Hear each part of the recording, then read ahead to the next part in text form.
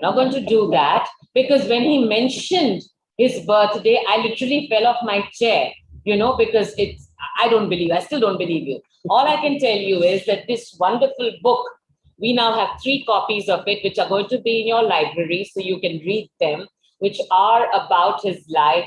This book has been written for his grandchildren, right? So it'll be wonderful if we all read this book. And today we are all so looking forward to listening to you, Mr. Geetumal. Thank you so much. And thank you, students. Thank you so much, English Department Association, for organizing this event. We've just about moved from the online virtual mode to the offline mode. So there's a little bit of, a tentativeness when it comes to organizing something. But this is really exciting. And students who are standing, I wish you could find some place to sit. I have absolutely no issues if you want to sit on the floor over here. Make a problem. Right. Please, Gary. No difference. Now, ladies and gentlemen, I consider it a privilege to welcome our speaker for today, Mr. Ram Geetumal, CBE. Mr. Geetumal is a successful businessman and entrepreneur who over the last 20 years has used his business acumen to support the work of numerous public and charitable organizations, global and local missions. In 2011, he was appointed chairman of Tradecraft and the Lausanne Movement International Board.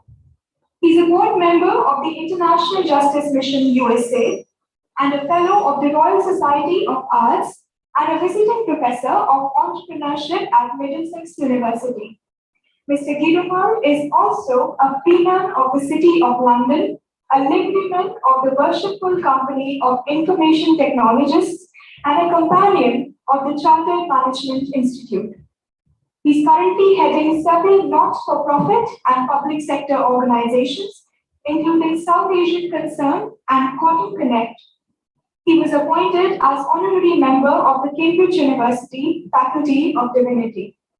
Among the numerous recognitions for his many books and other contributions, the most recent has been his inclusion in High Flyers 50, the 50 most eminent people of Indian origin living and working outside India.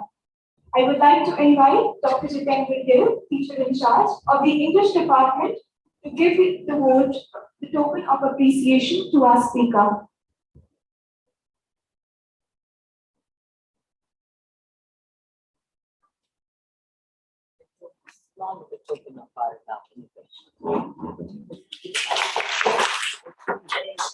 Thank you so much. That is lovely gesture. I really appreciate it. Thank you. I hope you'll be able to carry it back. That's going to be a challenge because of the laws of the land. But I know of a worthy home for this amongst my network who are coming tonight. So absolutely, I'll make sure it gets there. Thank you. We are extremely delighted and honored to have you here with us, sir. The floor is all yours. Thank you. Do I stand there or sit here? Whatever suits you. Yeah, can I stand there? I prefer to stand. I feel more confident standing. I can then preach it, he says. Thank you. I don't know the camera if it will work or yes. Yes. Great. Well, good morning, everybody. I am honored to be here. I really have been so looking forward to it because I'll be honest with you. I'm so sorry. Oh, here we are. Yeah. Okay, good morning, everybody. And you can control the volume because I do speak loudly. And I was hoping I could be heard at the end, but the mic is on, no problem. I really am honored to be here today. And the reason is I love students, and you'll find out why. I love young people because you'll hear my reasoning shortly. But when I was invited, I had no hesitation in accepting. I just said, no, Prabhu, this is a university which has students. I would love to have the opportunity to speak with them. And regarding the subject, I know it was put forward as the role of overseas Indians in addressing the challenge of poverty in our nation.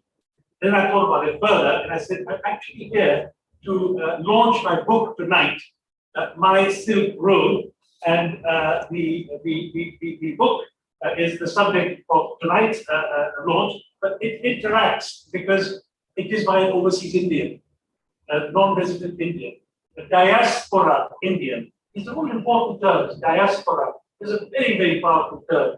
And when you look at overseas Indian, you know, even the poorest Indian working abroad, without realizing it, probably makes at least some minimal contribution to reducing poverty in our nation by the money that he or she sends back to relatives and friends in India. My father did it when partition took place. He was already looking after 100 relatives when after partition in Baroda and Nowsari. I know when we were in Mombasa, Kenya, when he landed, he was regularly sending money to Baroda and Nowsari to make sure that all the 100 relatives were looked after. So that's quite a sacrificial thing to do. And then you look at the remittances by overseas Indians, by way of foreign exchange, that they were able to cover 43% of our international trade deficit. 43%, significant amount. And without that support, the value of the rupee in the foreign exchange markets would have fallen faster and further, making our exports cheaper in international markets, but our imports more expensive. And those who are better off among our overseas Indians not only contribute money, but also their time, their energy, their talents in a variety of ways for the purpose of helping our poorest, most disadvantaged. I am proud to be an overseas Indian. I'm in fact an overseas citizen of India, and it's always a joy for me to visit my motherland. But let me share some of my history so you can place my comments in context. Our family was impacted by partition, 1947. They found themselves on the wrong side of the border. I come from a Hindu family, and the part we were living in Sindh, that became part of Pakistan. Now, you know all about Sindh. The traders, either udhar kam, either dono taraf se paisa kamate hain. Absolutely true, I've seen it, done it myself. And then, of course, one story I learned when I came to India, once a friend who was trying to spin around India, they say, if you see a Sindhi or a poisonous snake, don't hesitate who to kill first. So I cracked up, I said, boy, our reputation is not very good. But in any case, I was still proud to be a Sindhi.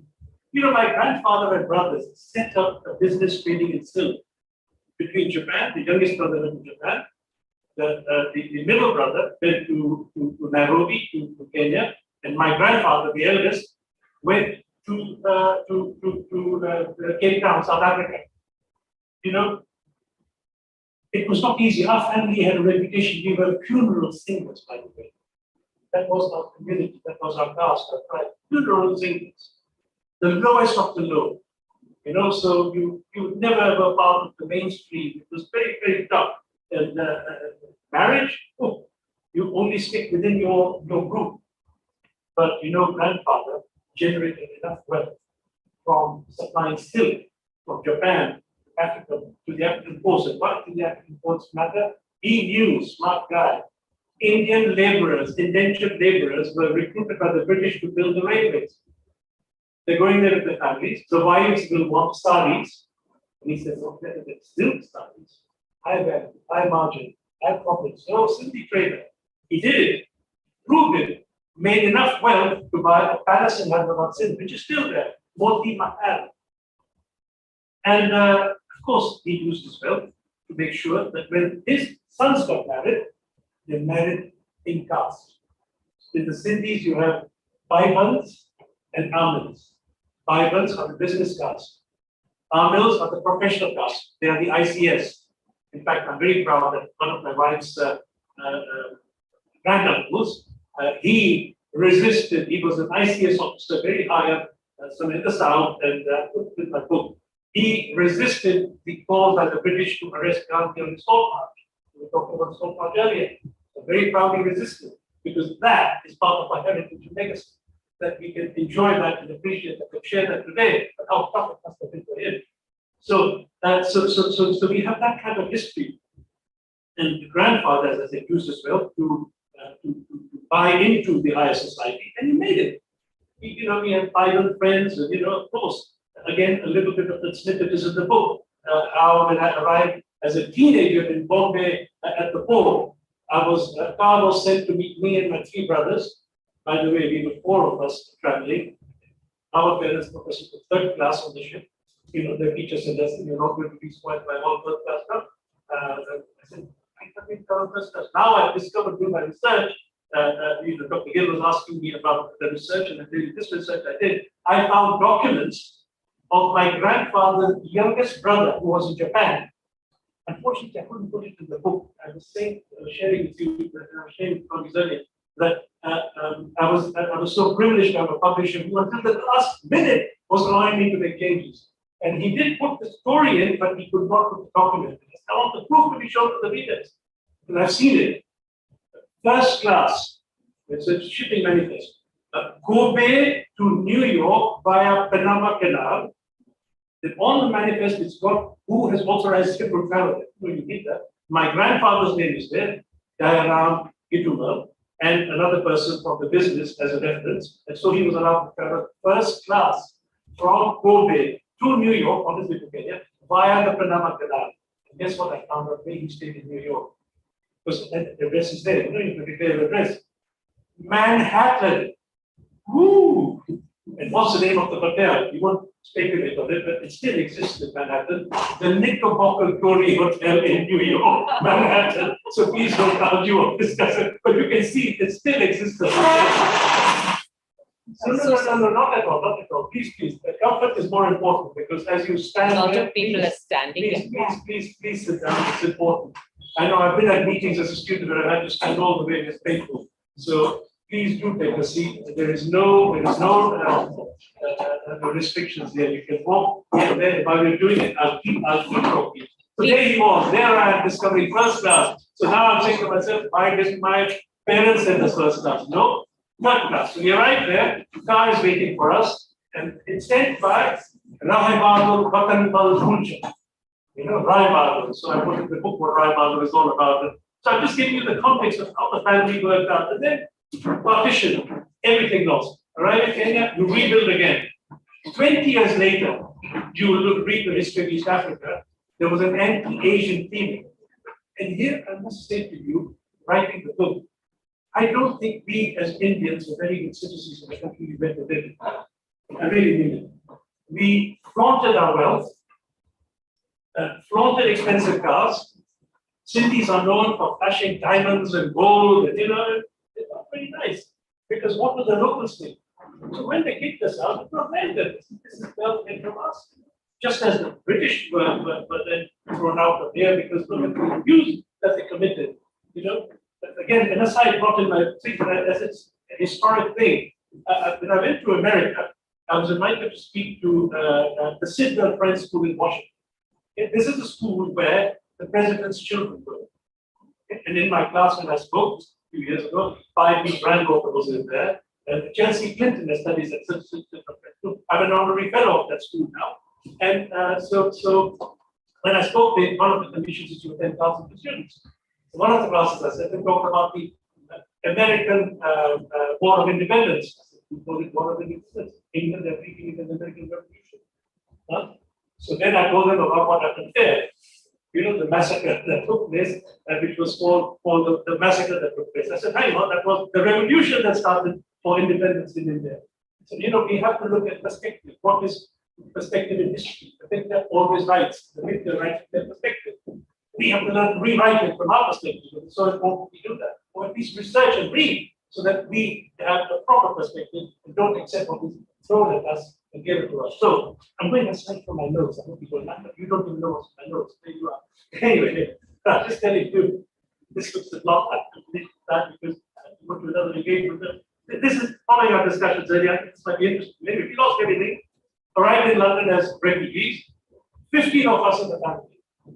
What had happened en route? My biological father was a victim of first partition, in the sense that when we arrived in East Africa, he died in tragic circumstances. So I lost him when I was 6 weeks old.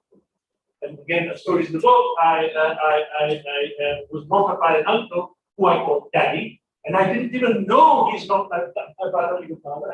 He was Daddy. The Indian family, we all together, brought them to the best heart, best affection, who knows what the difference is. And I found out through different circumstances, and I wouldn't repeat the whole story, but there you are, he looked after us. And then again, arriving in London, he died in tragic circumstances. Couldn't cope with the loss of everything.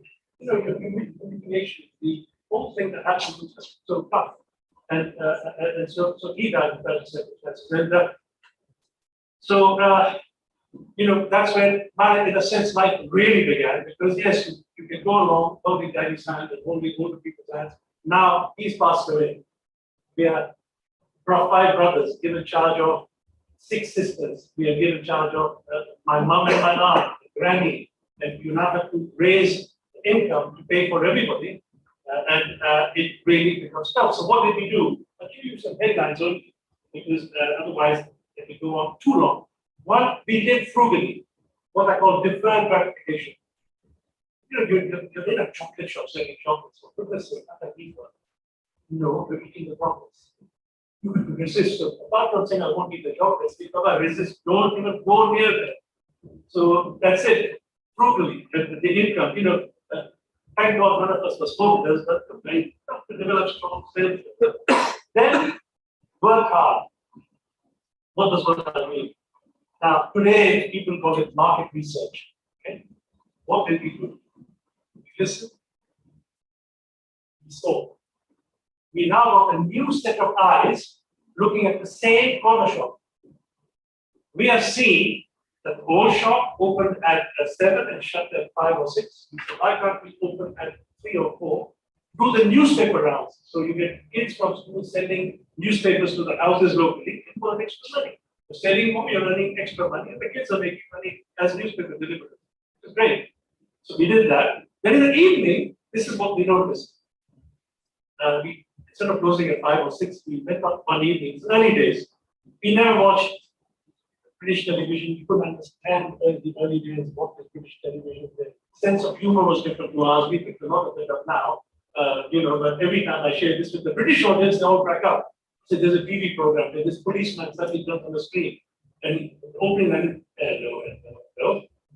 And they find it very funny, and I said, they all find, but that's a very English thing that happens where the proper policeman does that, and they were cracking up, and I said, things like that we didn't understand. It's not TV or black and white, put for a small one. Outside you go, and at 9 o'clock, there's crowds of people suddenly appearing. Where do they go? Let's go. No shop to go to, so open our shop. No law against you. Shop was packed. Chocolate, milk, I forgot about milk, for kids, all of women coming in, there's a ladder in my tights, I need the tights, let's go to the shop, tomorrow work starts, I can't get the product. So many things we sold. Suddenly, volume goes up, profit goes up. Within 2 years, within the family, there were 6 shops. So, work hard, market research, I've seen with open eyes. Other thing we learned, listening. We noticed some people speaking with a different accent. Angrez log they were speaking their accent, very top British or whatever. The Yugoslavians speak their accent. One particular group looked English, but they're not English. So we talked to them. Irish. So we said, they would come in these builders' clothes. So we knew this building was going on. So we said to them, we are also immigrants here. We miss so many things which we are now getting. But what do you miss? They told us. Our newspapers, Irish Independent, Irish Times, our Irish cigarettes, Carol's #1. To get those, we buy from you. So we got Carol's #1. We got Irish cigarettes. We got Irish chocolates. We got all the Irish newspapers of the villages they came from. I can still recount those. We even learned a bit of Irish, and I can still speak a bit of Gaelic, which shocks the Irish community. Even they don't, some of them speak the language. And again, volume up, margins up, profits up. More shops. So, within 2 years, 6 shops. And it really was exciting. But, the key lesson that I learned, which I want to stress this evening, see, none of my brothers and sisters went beyond 11 plus or A level. My sister May, she went to Sophia College in Bombay, she was an exceptionally bright girl. My elder sister, very, very bright girl. And so she was sent away because the schools in Navasa were co-educational. Daddy didn't want that. Well, go to Bombay, good Indian girl, you'll be in the Sophia. Yeah, I still remember the address in the Buddha by this side road, but we had been almost the right work every week. We was right, but 9 years after. Even that was the old style. So we did that aerogram for us. Anyway, so I want to stress good education is absolutely. There's no substitute for it. I was always a painting before me was my aunt, Dr. Hari Sen, and she in the 1930s, go back to India, a woman, went to the University of California, Berkeley, and got a PhD, and then came back, and after independence was given the chance to get some land in Delhi and build the Tagore International School, where her son, Deepak Sen, and daughter Madhu Sen, around 2 schools there. So, but the importance of education cannot be stressed. You know, I know there are many people who succeed without that formal education. But look, there are always exceptions. I believe the rule is education, education, education. There is no shortcut, there's no short route. And as I said, because I watched I was told about my aunt, for me, I was always there. I must go back. So all the brothers and sisters, that's the route I decided to go on. And then she became my role model. Again, here I point out to you another point, which is who are your role models? Who are you seeking to follow? Where are the mentors that you turn to? If they're not there, and that kind of initiative be arranged that gets mentors to link in, call it buddy schemes, call it what you like. It is so important. I know when I was a governor on the board of the St. George's Medical School in London, we set up for especially those girls and boys who came in who didn't have medical history in their family. You know, when there are people who are doctors and then their children become doctors, what's the same about that? They just come, they know the tensions, they know the pressures, they know what they're signing up for life. Just to be on call and serve the community. But the new ones don't, they struggle. So we had a buddy scheme. Talk to these kids who had doctors in their family, talk to these professors or lecturers or whoever who can help you. Anyway, then I registered for my PhD eventually. I got a place, by the way, at college. How did I get a place? I wasn't entitled to work anymore. I was a refugee, no rights. No rights. So I got myself into a local school. The school was behind one of the very famous prisons in Britain. You can imagine many of my friends and college students at school, 16, 17, 18-year-old, had one of their parents in that prison. So you can imagine the type of school it is for stuff, you know, knives, violence. It was very tough. I don't want to be in any way patronizing, degrading, or whatever. I'll give you the reality of what I faced. That is my experience I'm sharing with you. And so when I got my A-levels, which was something I did before, I wasn't entitled to a grant, so I couldn't go to university. I got my place, I got my grades. My earthly father had even done the guarantee for my fees. He died. I said, guarantee null and void. Right said sorry. College said sorry. So fortunately, the headmaster saw my grades, wrote with the local authority, and I got accepted years commission to do my first degree. Then I came to do my second degree. I said, I want to do a PhD like my Masi, Hari. And they said, you still don't qualify for it now. 3 years as a student, don't count as 1 year residence. I've been 4.5 years. Now I'm learning to a sense of humor and understanding the country better. For goodness sake, no. Thank God the professor there who saw again what I was doing and said, we'll get you something. And I did win a scholarship from the London University Board. But the day I got my check, I got a call from the college saying, you got a research assistantship. I looked at the price of the research assistantship, 3 times a scholarship. I said, thank you, scholarship. And then for other students, I'm taking the assistantship. So I give a research assistant. Now, you know, for me, education was important, but what happened was saying to the teachers, I said,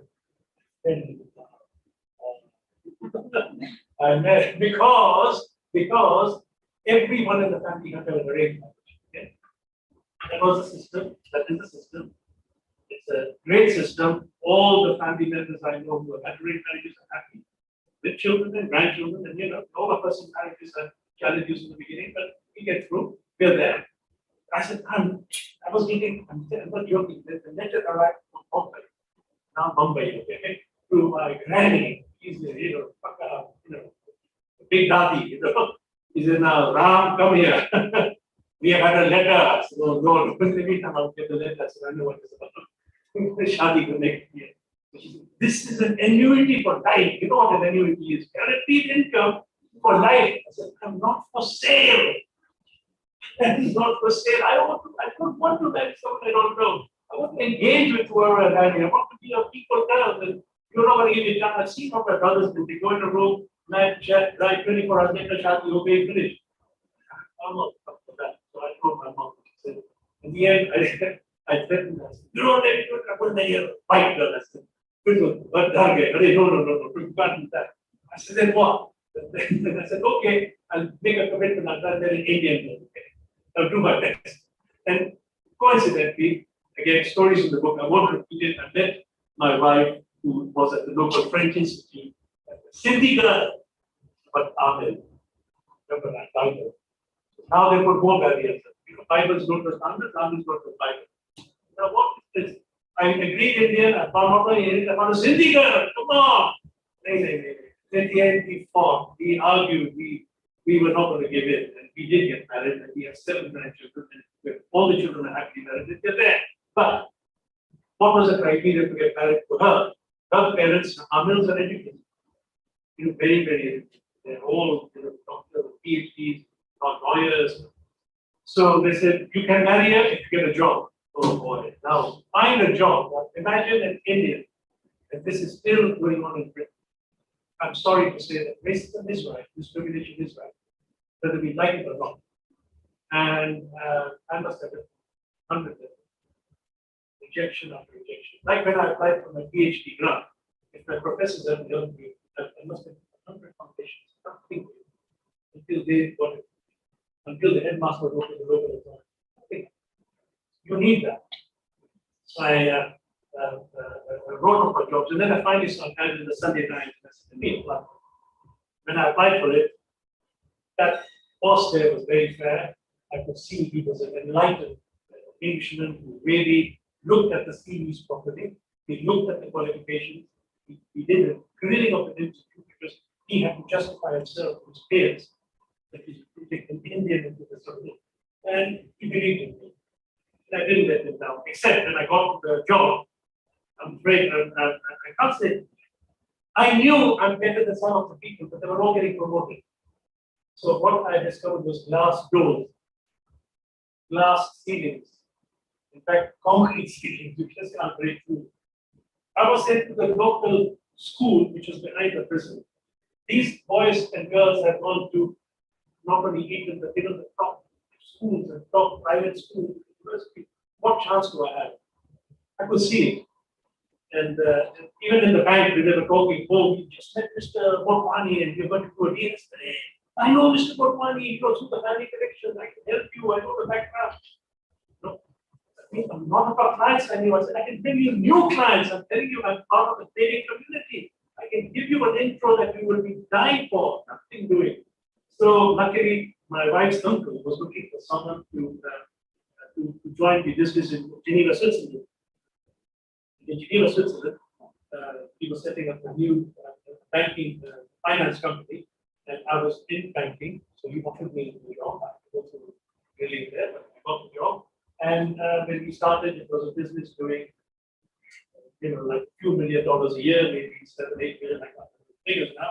And the business grew. When the oil, if you look at the history of oil prices, you will see that oil prices quadrupled at one point from like $5, $6 a barrel to $37 a barrel.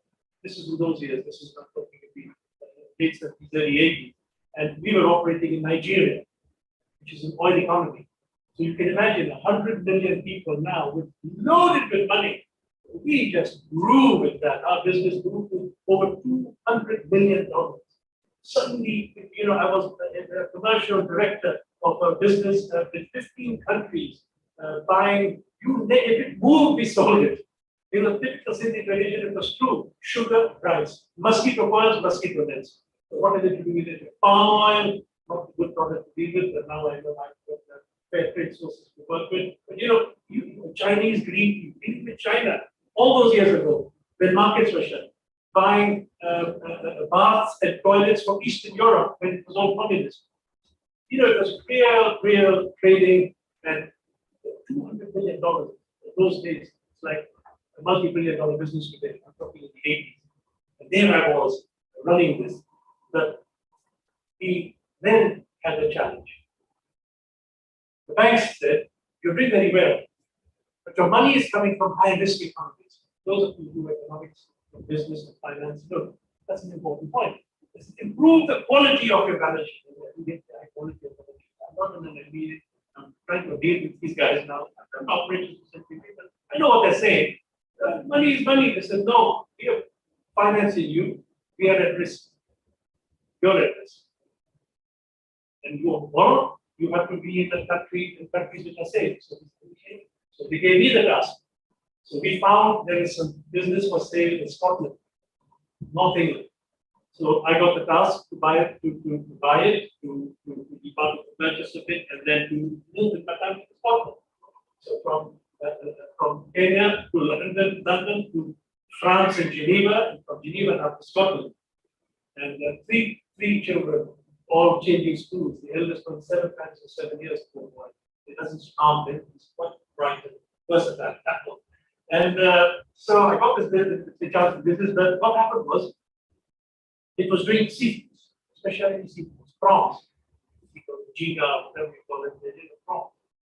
And for 3 months of the year, there was no seafoods in that part of the world for fishing. So they were all women working there. And so these women working, they would be laid off for 3 months. No job, nothing for 3 months. It was the only employer in the area. This one in Inverbervie, even the Scots don't know it exists. Whenever I meet the Scotsmen, I chat with them. Do you know where Inverbervie is? And they say no. Exactly. And you're a Scotsman, I'll tell you. And so in Inverbervie was this making smoked salmon, crab, scampi, and we wanted the prawns there.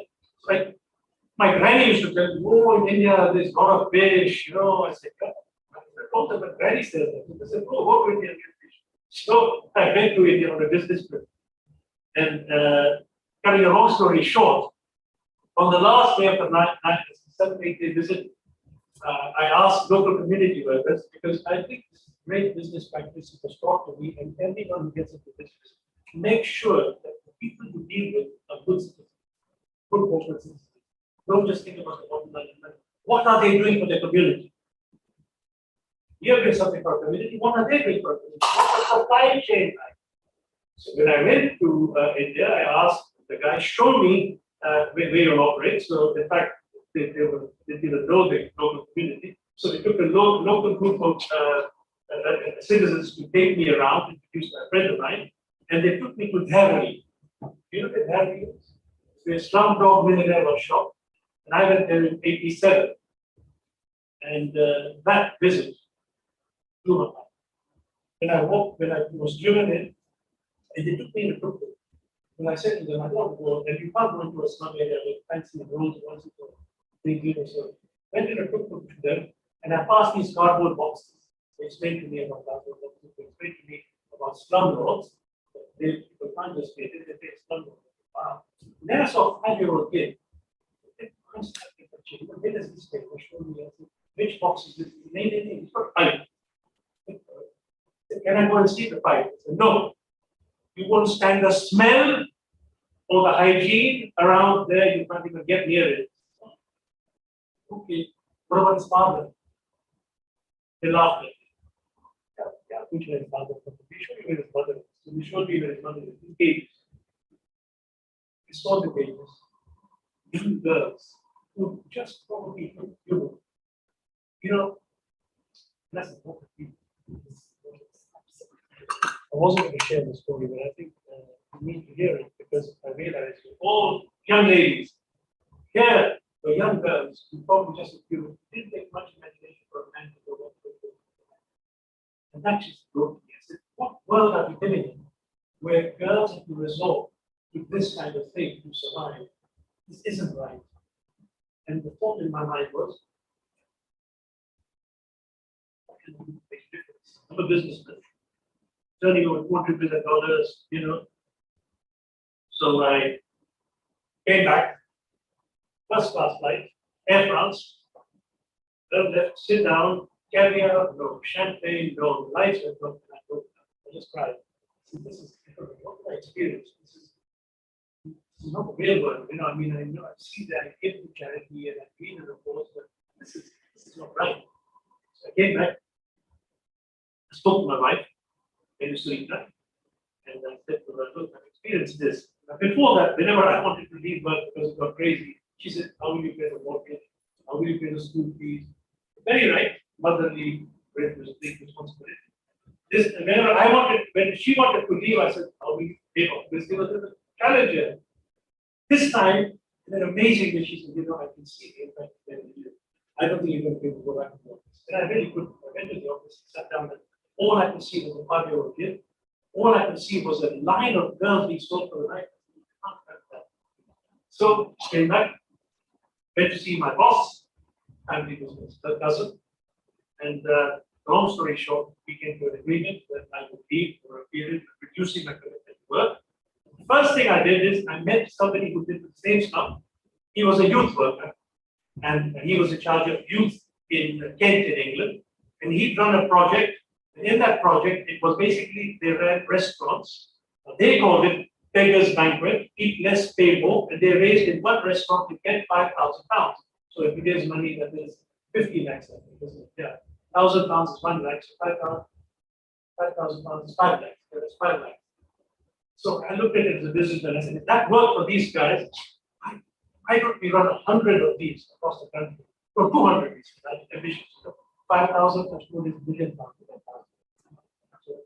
1 million pounds, nice figure. Let's get that as a target. Let's go. So he's a youth worker and he was writing for a magazine. He was in touch with youth groups across the country. Idea went out, eat less, pay more. That's basically baked beans on toast. Dal chawal.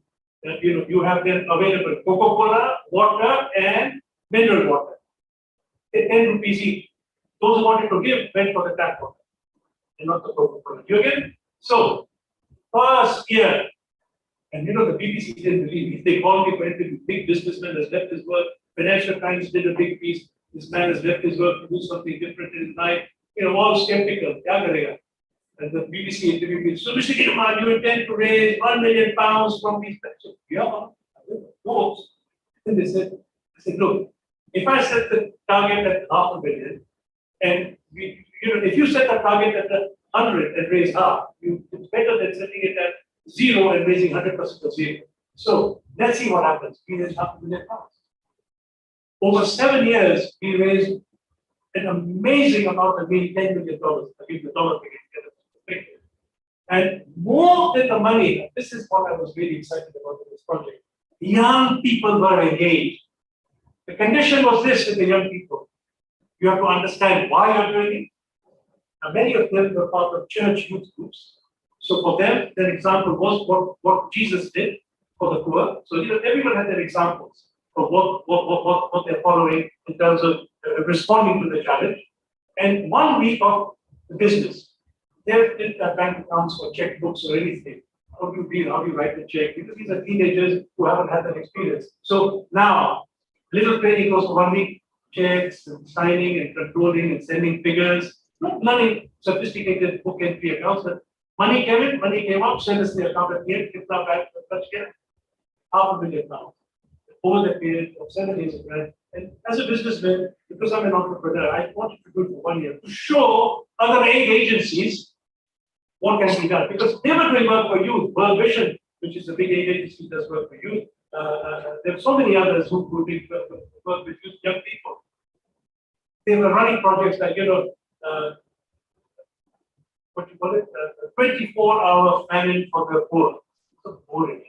Young people will get better than 24 hours.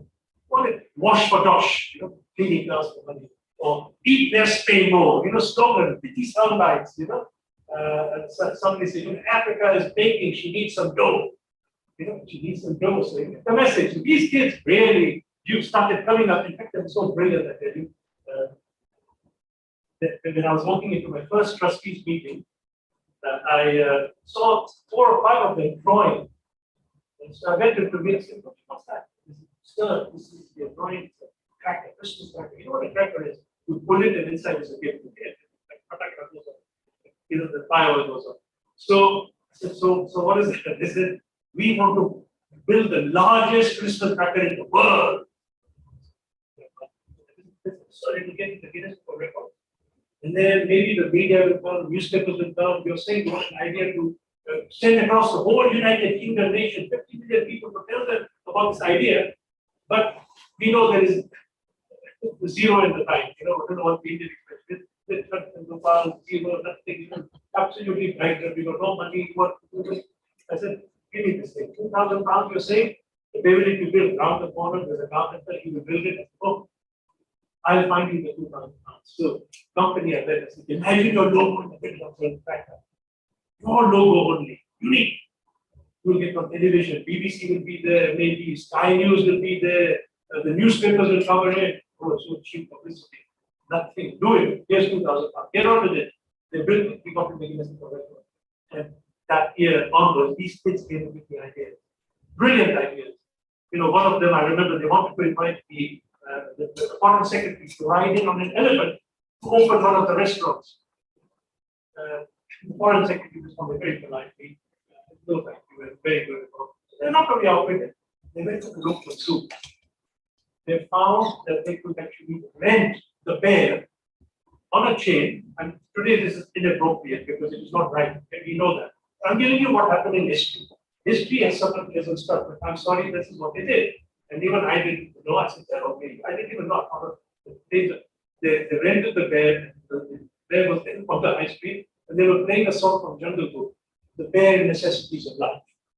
On the high street, you know, the bare necessities, right on the high street. I said, wow, you know, these kids are great.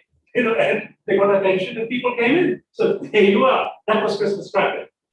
And, you know, the result of that project, when you take someone out of, and we just last week I used it as prostitution in a meeting, and somebody else said to me, they're all prostitutes, and, you know, the derogatory term. So please forgive me, I hope it doesn't offend you. But I did use it that evening for dinner, and I did say that we wanted to release them from their bondage to those who had them under control. So the girls, young girls in Britain said, if we sent designs of clothing that they could make, and if the money raised could buy sewing machines for them, we could in Rota go there, and there are enough trainers for sewing machines in India. You don't need someone from foreign to teach them to sew. But we can show them the design we want and sell it in the stores in London. They did it. It worked. And jobs created. And there are projects like Sugar, helping women rescue from sex trafficking, and it went on. And of course, following on from my leaving the company, many things happened. Friends of mine gave me a message, now you're doing this now. Publish or perish, write. So I wrote my first book. Again, this first book was written because I read a statistic that shocked me, but didn't surprise me. The attempted suicide rate amongst young Asian women in Britain is 4 times the national average. Here is a social statistic. So, you know, you're learning all these statistics in college and learning a lot of facts and figures. I'm learning for the first time at my age now, and I was 37 when I left. I was 94 when I wrote the book. I was 44. Okay? You work on the age now. Yes. So I wrote that book, my first book, Sari and Chips, because I researched. I said, look, I know in my family, I have sisters. I know other families who have, when there are city girls, and I know the problem of forced marriage, arranged marriage, and all that. And if that is causing this attempted suicide rate to rise to this kind of level, what are we doing about it?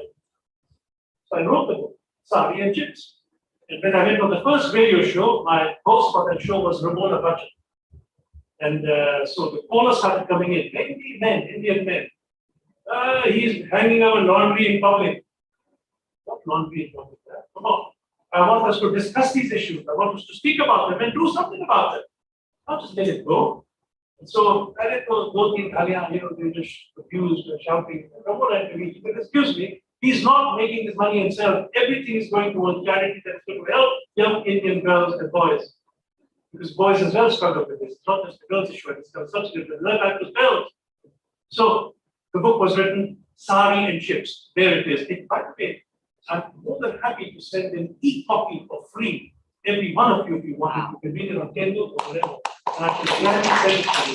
So if I send it to the principal, I'm sure she can circulate it to you. And then Sari and Chips, I hope it works on the Kindle because sometimes I get a message saying not working, but check it out, it does work. And then the other book I wrote, which you'll be amused by, I ran for mayor of London. Yes, crazy, you know. In the first election for mayor, I ran for mayor of London. And why? Because Tony Blair, Prime Minister, said, you want business people to run something?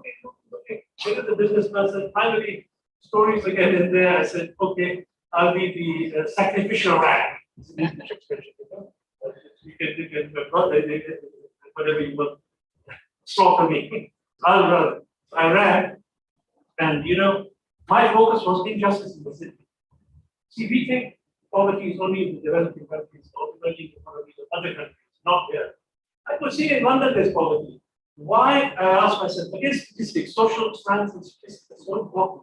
Why is the average life expectancy of a child born in the city of Westminster, which is the posh part of London, why is that child 6 years longer than a child born in the poorest part of London? Why? So, you know, I was raising these issues. And I can tell you, if people were laughing when they said, I'm going to run for mayor of London, they were right, I suppose, because of the very first hustings. You know, hustings, we all sit as candidates, and then they were grilled by the media. I was given we were all given 3 minutes. What would you do for London? 3 minutes. So the former cabinet ministers, health secretary, they're all running for mayor. Glenda Jackson, famous actress, was also running for mayor. All these big noises. Then I went down, unknown, sitting in the dark. There were 15 seats like that. I was given the 15th one. Go back to one. So, what will you do for Londoners in 3 minutes? You know, I asked myself, why am I running?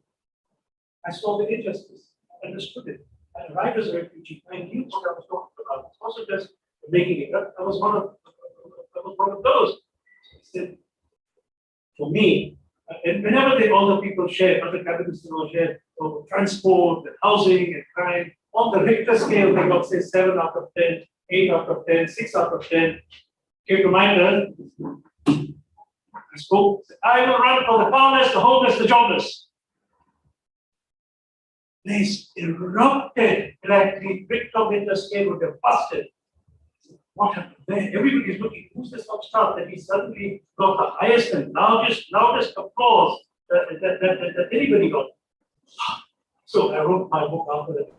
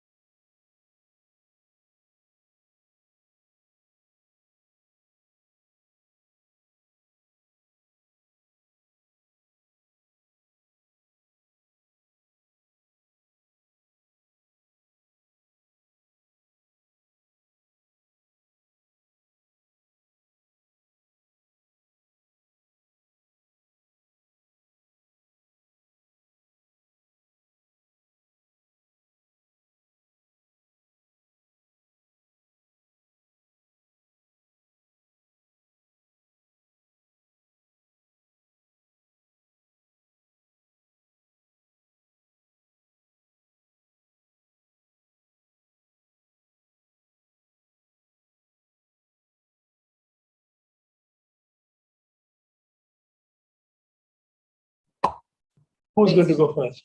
Any questions? This is your chance. You know, you can grill. I used to be like you as a student. I think there's still